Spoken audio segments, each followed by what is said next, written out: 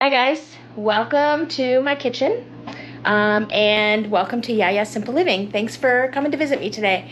So today we are going to do some preserving. So it is January 2nd and I bought a lot of ground beef, and I don't know about you guys, but have you ever wanted to make something for dinner and then realize that you forgot to take meat out of the freezer? I've done that. So what I want to do is I want to take all of this meat that I bought and I want to make it shelf stable. So what we're going to do is we're going to brown it up. We're not going to cook it all the way. We only cook it about halfway, just so that it doesn't stick together in a big glump when we put it in the jars, because we want, when we pressure can it, we want to be able to get the temperature to 240 degrees all the way to the middle, and we want to hold it there for 75 minutes because I'm going to be doing pints. And this is really nice because you can use it in chili, you can use it in spaghetti, you can use it in tacos. It's really good for soups. So it's just shelf-stable, and if you decide at the last minute you want to make taco soup, you have it ready. All right, so I'm going to go ahead and get everything set up, and I'll be back. Okay, so what I'm going to do is I'm going to go ahead. I have just about a little under 12 pounds of meat. So this is 5 pounds here. And again, I'm just going to cook it up so that it doesn't all stick together. We're going to get it in little granules, and I'm going to cook it in 2 separate batches. And then what I'll do is I'll put it in a bowl, and then we'll get ready to can it. All right, so I'm going to turn this on, and I'm going to start breaking it up. It's going to take a little bit for this to cook down. We're just going to brown, like I said, we just want to brown it in the outside, so there's going to be lots of pink left because it's going to cook the rest of the way when we pressure can it. So I'm going to go ahead and do this, and then as soon as all of the meat is browned, I will bring you back and show you what we have. Alright, so what I'm going to do is I need to make 2 quarts of beef broth, because we're going to put that in the jars as liquid. So what I need to do is I am going to, this is the juice from the hamburger, and I have it fat separator, so all the fat is on the bottom. So I'm going to try and use some of this juice, maybe.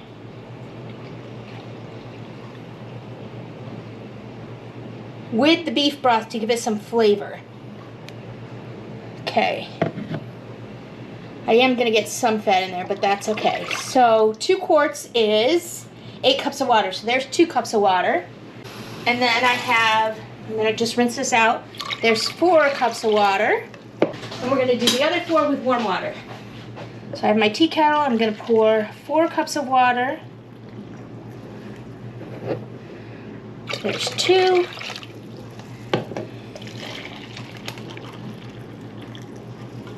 And 4. Okay, and then for my beef bouillon or beef broth, I'm going to take my beef broth base, and I'm going to do for 2 quarts, I need 5 tablespoons, level tablespoons, and 1 level teaspoon. Get a knife so I can level these. So there's 1, 2, 3, 4, 5 tablespoons, and 1 teaspoon. And I'm going to whisk this together. Okay. So I have that ready. Okay, I'll set this aside. In here I have my 11 pounds of hamburger meat. It is just browned on the outside so that it doesn't stick together in big clumps. It's still very pink. So we have that. I'm keeping it warm, and I'm just waiting on my jars, which I'm about to take out of the dishwasher. They have sanitized in the dishwasher. Okay, so I'm back. So what we're going to do is we're going to take our warm hamburger meat. that I have here, and we're going to put it in each of these jars. I'm not going to really pack it down because I don't really need to pack it down. You want to make sure that it can get, that the canning process can get all the way into the center. So you don't want to like pack it down. So all I'm going to do basically is kind of tap it down like this. And I want to leave 1 inch of headspace. So I'm actually going to take some of this out. Okay, so I want to leave 1 inch of headspace. So I'm going to go ahead and fill all these up with our hamburger meat. Whoops.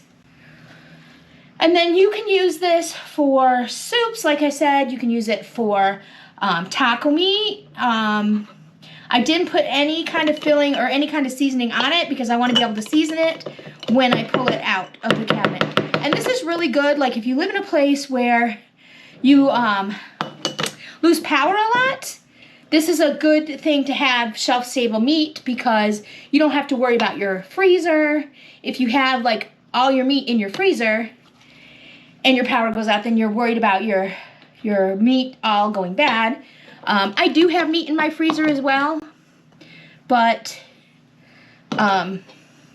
it's good to have some shelf-stable meat as well. And if your power goes out and it's not coming back and you want to preserve your meat, this is a good thing to have knowledge about because that way, and I did wash my hands as I'm touching all this just so that you're aware. This is a good way to try and preserve that meat if you need to.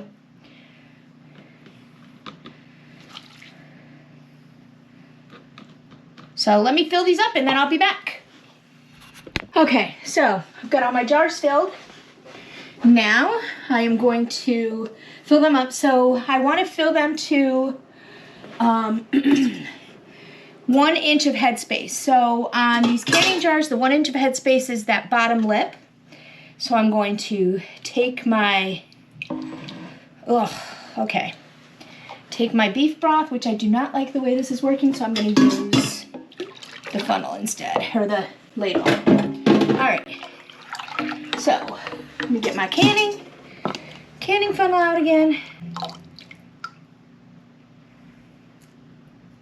So we're just going to fill each jar with beef broth up to 1 inch of headspace. So let me see if I can bring you down so you can see this. Oop, that was too far. So I filled that one too far, so I'm going to have to empty some of that out, but let's try this next one here. You don't want to fill them above 1 inch of headspace because you don't want to have siphoning. And you don't want to risk grease on your jars, the rims, because then you won't get a good seal. So, stabilize that. I'll show you when it comes there.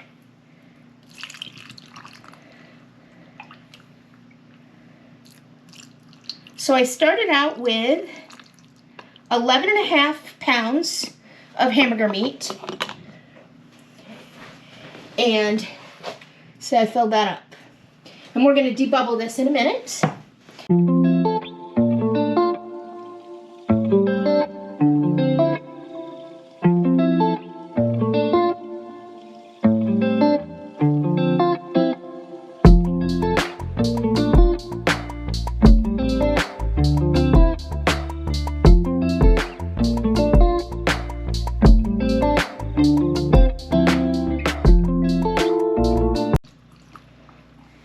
So this one's already done, so I'm just going to take my chopstick and I'm just going to get down in there, get all the bubbles out, because you don't want any bubbles because that's a good place for bacteria to thrive, and we don't want any bacteria. We don't want our meat going bad.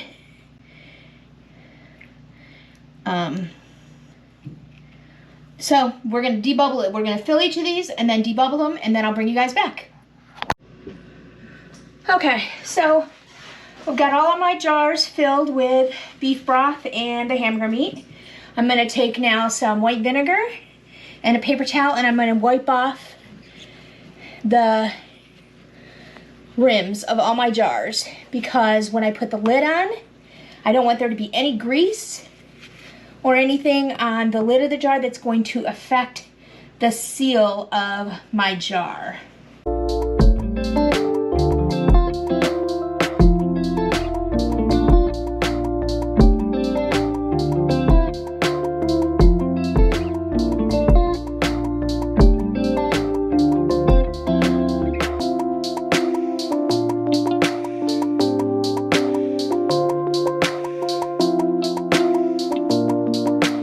Okay, so there is still some juice left in the hamburger meat, which will come out as we process these jars.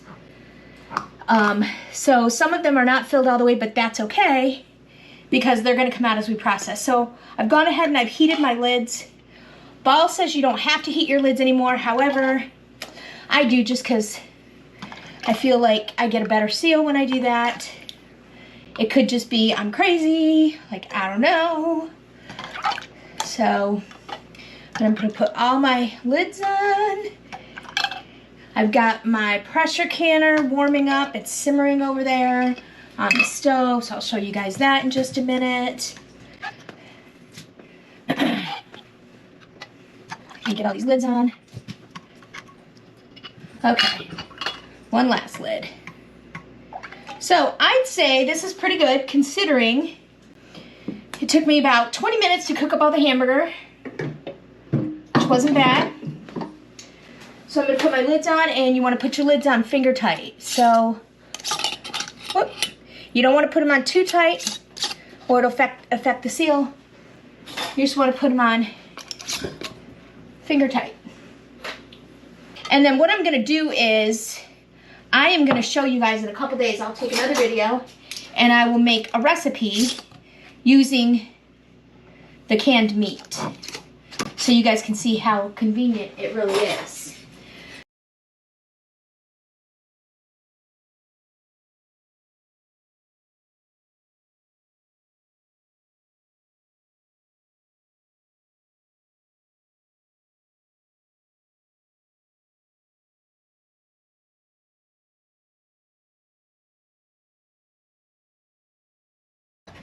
Okay. All right, I'm gonna bring you guys over to my stock pot. So I've got my water in there, it's barely simmering. I'm gonna go ahead and put my jars in there. And I can fit, I believe, 7 pint jars on each level. So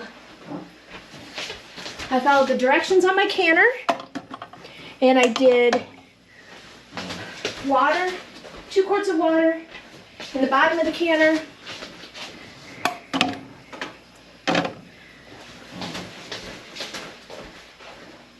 And we're just gonna fill these up. Let's see, maybe I can fit more than that on a level. Okay, let's see here. All right, so there. All right, so I can fit 1, 2, 3, 4, 5, 6, 7, 8, 9. I can fit 10 on each level.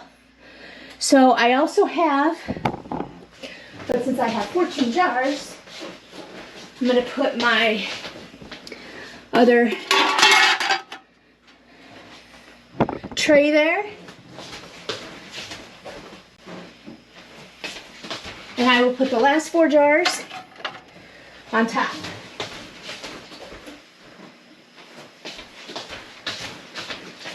Okay, so there's my last 4 jars on top, on the top level. I have water in there. I'm gonna pour a little bit of white vinegar in there because I don't want my jars to get cloudy. So I just like to pour a little dollop in there, keeps them from getting cloudy. Okay. And for my elevation, I have to can pint jars of meat at 10 pounds of pressure for 75 minutes. So this is my pressure gauge. I turn my heat up, and it's going to steam when the pressure builds up, or when the steam builds up. It's going to vent out of this for 10 minutes, and I'm going to let that vent for 10 minutes. Once that vents, I'm going to put my, I have actually a weighted gauge. So I have this, and I'll just put that on top, and then that'll keep it at 10 pounds of pressure. And then I can monitor it with this also. Okay, so I will let these pressure, and then I'm going to turn it off. Once it reaches 10 pounds of pressure for 75 minutes, I'm going to turn it off. And then, actually it's 11 pounds of pressure, I'm sorry. I will turn it off and then let it come back down to 0 naturally.